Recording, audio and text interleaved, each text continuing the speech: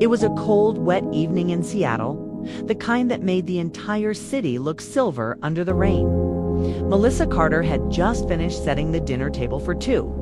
The candles flickered softly, and the smell of roasted vegetables filled the quiet apartment. It was one of those rare nights she'd managed to get home before her husband, Eric, hoping they could finally eat together, talk, and maybe feel close again. Lately, she'd felt something fading, not loudly, but quietly, like a light dimming over time. They still talked, still smiled, still acted like everything was fine. But somewhere between his long work hours and her growing loneliness, the rhythm of their marriage had changed. Melissa checked the clock. 7:20 p.m., he was late again. She sighed and turned off the stove, folding her arms as thunder rolled outside. Just as she began to blow out the candles, she heard the sound of keys at the door. Finally, she murmured, but her relief vanished the moment the door opened. Eric stepped in, soaked from the rain. Behind him were 5 strangers, 3 men and 2 women, shivering, wet and looking completely out of place in her warm, tidy home. "Melissa," Eric said breathlessly, shaking off his coat. "Please don't panic. These people, they had nowhere to go. The shelters downtown are full and the weather's awful. I couldn't just leave them there." Melissa blinked, unsure she'd heard him right. "You brought 5 people here to stay. They'll just dry off, eat something, and go in the morning," he promised, smiling as if it were a simple favor.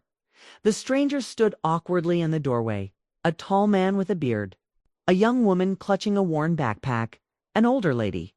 And to others who avoided eye contact, their clothes were damp, their shoes leaving muddy prints on the rug. Melissa forced a polite smile. Of course. Come in, inside, her living room filled with the sounds of gratitude. "Thank you. God bless you. You're angels." She nodded, trying to stay composed while her mind spun. Eric had always been the type to help others. But this? This crossed a line she hadn't known existed. She went to grab towels and blankets, her hands trembling slightly. In the kitchen, she muttered to herself, "What is he thinking?" But when she returned, Eric was already talking to them, his face bright with a warmth she hadn't seen in months. "This is my wife, Melissa," he said proudly. "She's the real heart of this home." The group smiled, thanking her again. She smiled back, though inside a quiet unease settled in her chest. An hour later, the one-scum apartment was buzzing with noise. Eric handed out soup, told stories, laughed freely. Melissa sat at the edge of the couch, pretending to read messages on her phone. She watched her husband's face light up as he spoke to Daisy, the youngest woman, with tired but kind eyes and a soft smile that seemed to comfort everyone around her. Something about the way he looked at Daisy made Melissa pause. It wasn't romantic, at least not obviously, but it was gentle, almost protective. When Daisy thanked him for the 3rd time, saying, "You've done more for me than anyone in years," Eric smiled like it meant something deeper. Melissa turned her eyes away. By 10 o'clock, everyone was settled, the guests asleep on couches and mats. Eric stood by the window, watching the rain. Melissa joined him quietly. "They seem nice," she said carefully. "They are," he replied. "Just people who've had bad luck. You'd be surprised how fast life can turn like that." "I'm not," she said softly, her voice tinged with something heavier. He looked at her, puzzled. "You're upset. Kai Tarek. You brought strangers into our home without even asking me." He frowned slightly. "It was an emergency." "I know." But she hesitated. "It's not just that. It's everything lately. You keep giving so much of yourself to everyone else. Do you ever save any of it for me?" Eric sighed, rubbing the back of his neck. "You're my wife. You have all of me." But his eyes drifted toward the living room again, where Daisy lay sleeping near the fireplace, her face peaceful under the flickering light. Melissa noticed.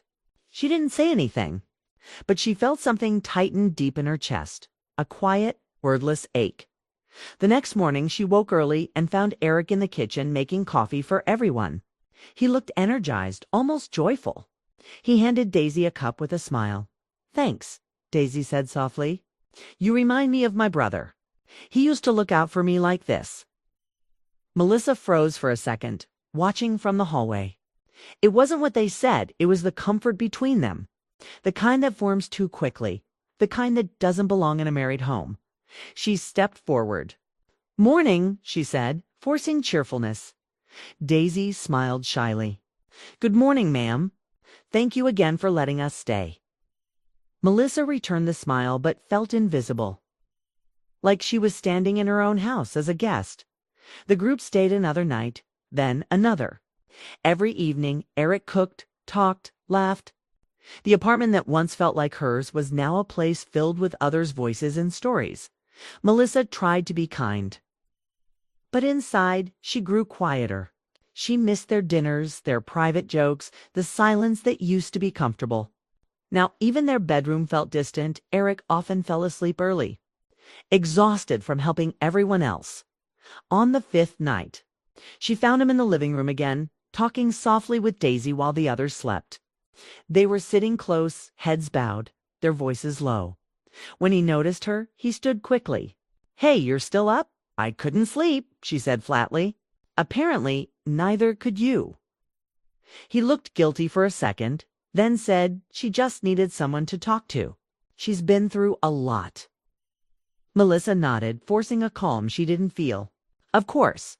That night, when she finally lay in bed, she stared at the ceiling and whispered, What are you doing to us, Eric? A few days later, the 5 guests left, thanking them again, promising to stay in touch. Daisy hugged Eric before leaving. Melissa noticed he hesitated for half a second before letting go. When the door finally closed, the silence returned. It should have felt like peace. Instead, it felt hollow. Eric sat down with a sigh. I think we did a good thing. Melissa didn't answer right away. She looked around at the muddy footprints that were still there, at the leftover blankets, at the empty couch where strangers had slept.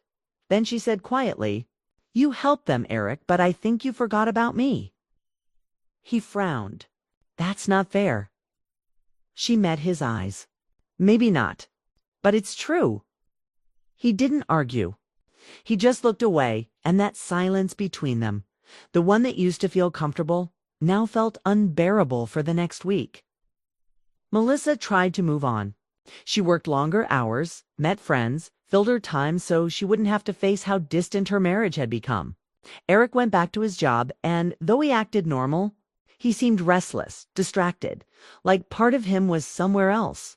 Then, one rainy evening, just like the first night, the doorbell rang. Melissa went to answer it, expecting a delivery.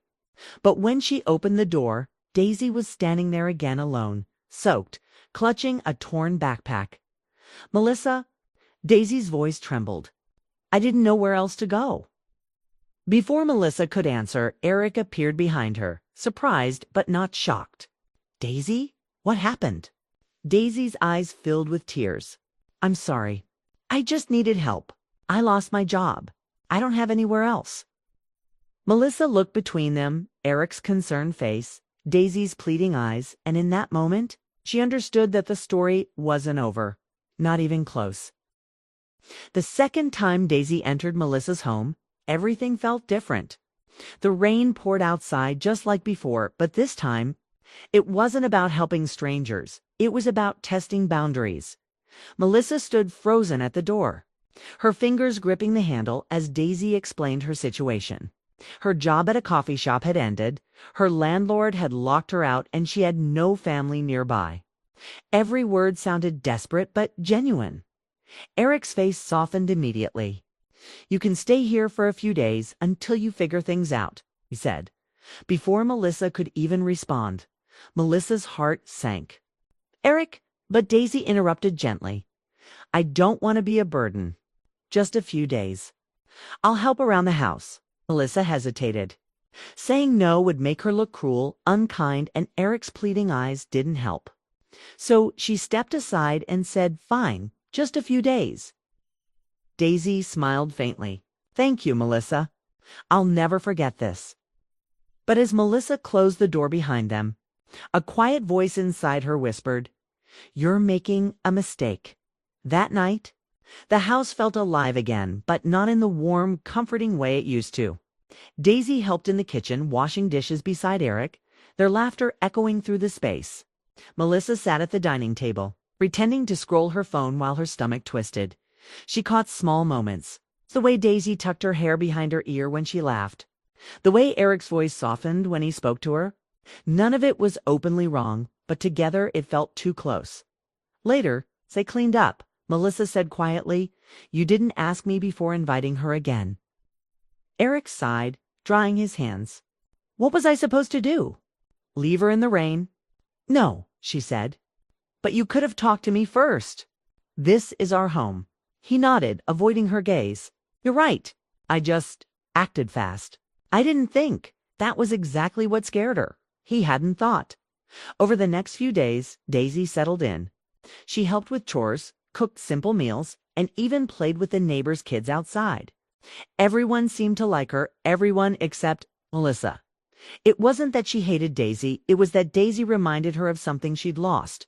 Warmth, connection, joy, all the things her marriage used to have. Melissa noticed how Eric began coming home earlier again. Something he hadn't done in months. He'd walk in, see Daisy, and suddenly have energy to talk, laugh, and share stories. Melissa, meanwhile, became quieter. One night after dinner, she found Eric fixing a leaky faucet in the kitchen while Daisy watched, offering to hold the flashlight. Melissa stood in the doorway, listening to their soft laughter, feeling like an outsider in her own marriage. When Daisy went to bed, Melissa finally said, "You've been spending a lot of time with her." Eric frowned, confused. "She's here. I'm just being polite." Polite. Melissa's voice was calm, but sharp. "Eric, you barely talk to me like that anymore?" He looked tired. "You're overthinking this?" She crossed her arms. Maybe I'm the only one still thinking at all." The silence that followed said everything neither wanted to admit days passed. Daisy found part-time work nearby, but she didn't move out. She kept saying she was saving up for a small place, and Eric kept saying, "Take your time." Melissa began to notice smaller, quieter details, the way Daisy's coffee mug always sat beside Eric's in the morning. The way her laughter seemed to echo longer when he was around. One afternoon, while cleaning, Melissa found a note in the kitchen drawer, a small thank you card written in Daisy's delicate handwriting. "You've shown me kindness when I had no one. I hope someday I can repay that." It was addressed to Eric, not to them both. Melissa folded the note and placed it back without a word. But that night, her chest felt heavy with something she hadn't felt in years. Jealousy mixed with fear. A week later, Eric invited Daisy to join them for a community dinner. Melissa went along, trying to stay civil. But during the dinner, she noticed people looking at the three of them, her, Eric, and Daisy, and whispering afterward as they walked home. She asked quietly, "Do you realize how this looks?" Eric frowned. "How what looks?" "You and Daisy," she said, trying to keep her voice steady. "People notice things. They talk. You stopped walking. Melissa, she's a friend.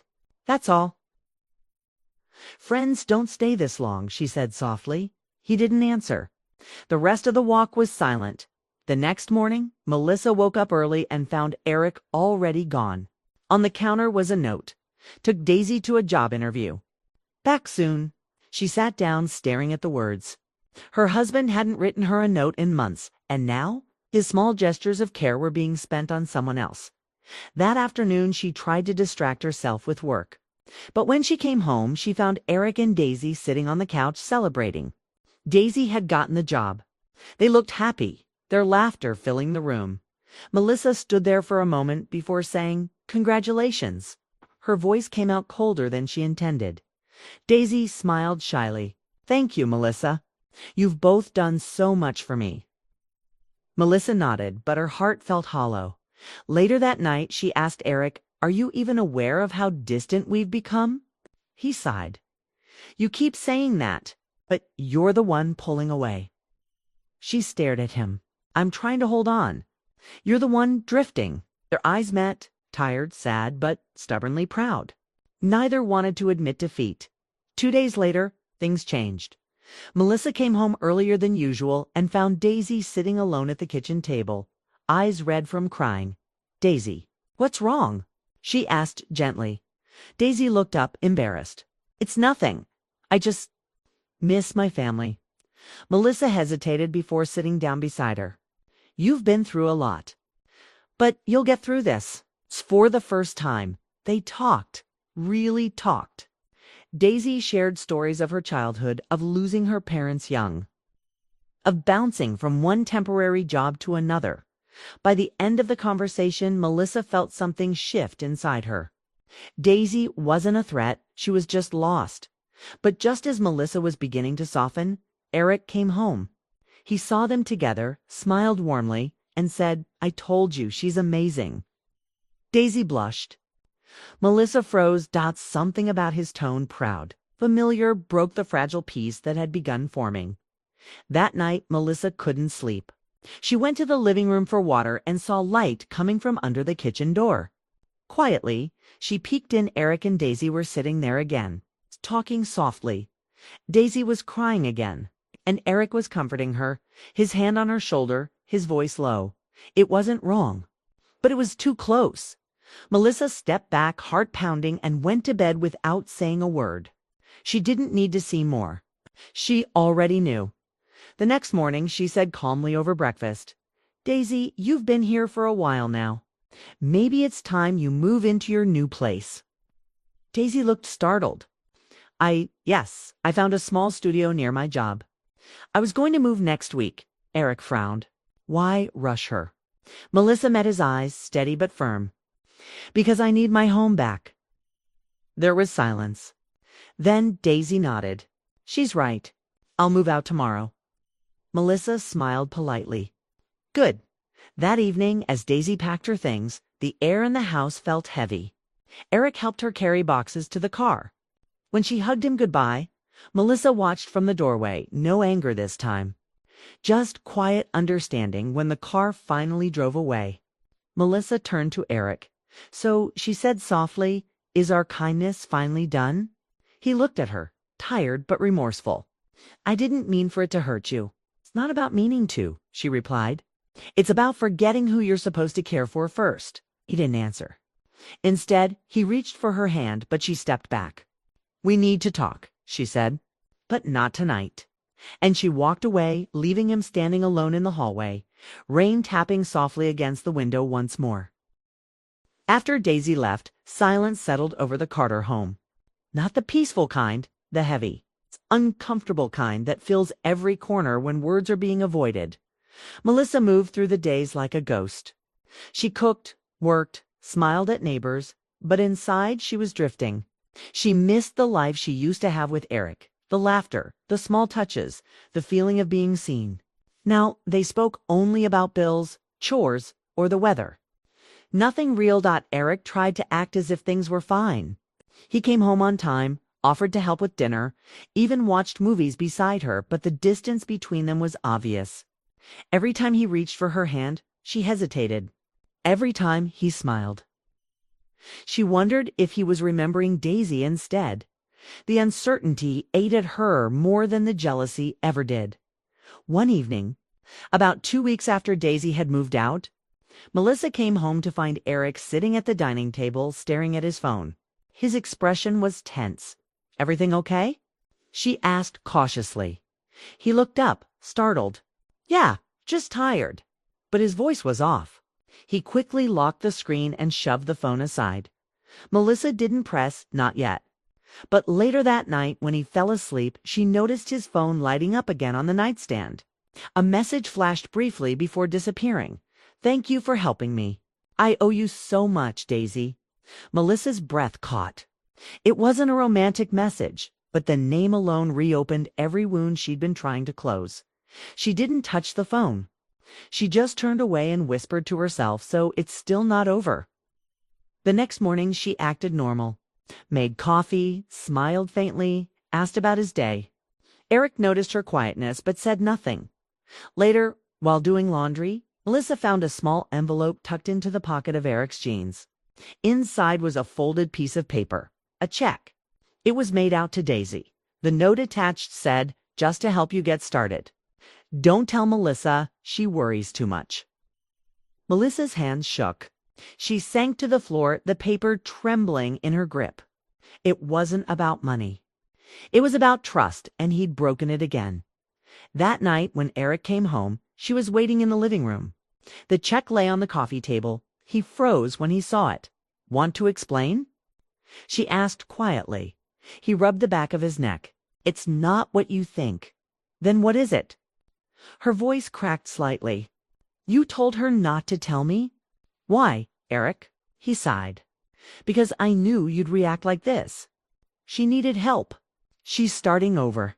She's starting over," Melissa repeated, anger flashing in her eyes. "What about us, Eric? When do we start over?" He looked at her, guilt written all over his face. "Melissa, I'm sorry. I wasn't trying to hurt you. I just wanted to help her get back on her feet." "You keep saying that," she said, her voice trembling. "But every time you help someone else, you lose a piece of me." For a moment, neither spoke. The rain outside tapped against the windows again. Always the rain. As if the universe wanted to remind her where it all began. Finally, she said, "I don't know who you are anymore." She walked away. Leaving him standing in silence, the next morning, she packed a small suitcase. "I need space," she said simply. Eric didn't argue. He looked defeated, his voice small. "Where will you go?" "Back to my sister's for a while." He nodded slowly. "Melissa, I never don't," she said, cutting him off gently. "It's just don't." She left that morning, tears burning her eyes, but her heart strangely calm. Sometimes distance wasn't about leaving someone behind. It was about finding yourself again at her sister's house. Melissa felt something she hadn't felt in years. Quiet clarity. She walked red and wrote in a small notebook, trying to make sense of everything. One evening, her sister, Nora, sat beside her on the porch. "You still love him, don't you?" Melissa nodded slowly. "I do. But I don't trust him anymore. And love without trust feels like standing on air." Nora squeezed her hand. "Then maybe it's time he earns it back, not with words, but with actions." Melissa thought about that long after Nora went to bed. Maybe she wasn't done with her marriage yet. Maybe there was still something worth saving, if he truly wanted to save it. 2 weeks passed before Eric showed up at Nora's door. He looked tired, his eyes heavy with regret. He held a small envelope in his hand. "Can I talk to her?" he asked quietly. Melissa came out cautious, but calm. "Why are you here?" He handed her the envelope. Inside was a letter, handwritten, simple. "I didn't love Daisy. I never did. I helped her because I saw a part of myself in her, lost, searching for purpose. But I forgot that my real purpose has always been you. I understand if you can't forgive me right now. But I'll spend the rest of my days proving I never meant to betray you. Not through words, through change." She looked up at him, tears glistening in her eyes. "You should have told me the truth from the start." "Scared," he admitted. "Not of you, but of losing the person who still makes me feel like I matter." There was silence between them, heavy, but not cold this time. Slowly, she nodded. "If you want to fix this, Eric, start by listening." Over the next few weeks, they met often in parks, coffee shops, anywhere that didn't hold the weight of their old memories. They talked honestly for the first time in years. Melissa told him about the loneliness she'd felt long before Daisy ever arrived. Eric listened, really listened, realizing that his endless kindness toward strangers had slowly replaced the attention his wife once needed. He began making small changes, volunteering less, spending more evenings at home, cooking dinner, asking her about her day, not just out of habit, but out of genuine care. It wasn't perfect, but it was progress. Months later, Melissa returned home. Not to the same life, but to a new chapter. The house looked the same, yet everything felt different. Eric greeted her with a nervous smile. "I made dinner. Just for us." They sat together, the air soft, the tension gone. After dinner, he handed her another envelope. Inside was a note. "I donated to the shelter in Daisy's name. She got her own apartment now. She sent a thank you letter to both of us." Melissa smiled faintly. To both of us. He nodded. I told her I couldn't do anything behind your back again. Not ever. For the first time in a long while. Melissa felt peace. Later that night, they stood by the window, watching the rain fall, the same rain that once brought 5 strangers into their lives. It nearly tore them apart. Melissa rested her head on his shoulder. You think people can really change? Eric placed his hand over hers. Only if they realize who they almost lost. She looked up at him, eyes soft. Then I hope you never forget. I won't, he said quietly. And for the first time in months. She believed him. In the weeks that followed, Melissa started writing again, short essays about forgiveness, trust, and rebuilding love. One of them she titled The Strangers Who Saved My Marriage. 'Cause, in the end, that's what happened. Those strangers and the one woman who tested their limits had forced both of them to look inward, to face what was broken, and to decide if it was still worth mending. And it was. Final scene a year later. Melissa and Eric hosted a small dinner at their home for the first time since everything happened. The table was set beautifully. Laughter filled the room, and this time, the guests weren't strangers, they were friends they'd made together as Melissa watched. Eric talking and laughing beside her. She realized something important. Healing hadn't come from forgetting the pain. It had come from learning through it. Love wasn't about perfection. It was about rebuilding trust when it had every reason to break. And for Melissa, that made it even more real.